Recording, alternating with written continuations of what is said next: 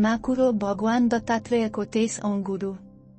माकुरोले आफ्नै शरीरबाट धागो निकालेर सुन्दर र जटिल जाल बुन्छ, त्यसमा बास गर्छ र रमाउँछ।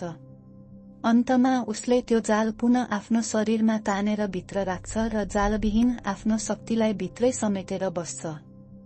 त्यसरी नै परम सत्यले आफ्नो शक्ति प्रकट गरेर यो सृष्टि निर्माण गर्छ र पछि त्यसै शक्तिलाई फिर्ता तानेर अप्रकट अवस्थामा रहन्छ। ज्ञानी मानिसले यो प्रक्रिया बुझ्छ र प्रकट तथा अप्रकट दुवै अवस्थामा परम सत्यमा लीन हुन्छ। जस्तै माकुरोले जाल बनाएर फेरि भित्र तान्छ, त्यस्तै यो संसार पनि परमस्रोतबाट बनेर अन्ततः त्यहीमा फर्किन्छ। बुद्धिमान व्यक्ति सृष्टिको अस्थायी स्वरूप बुझेर त्यसप्रति आसक्त हुँदैन।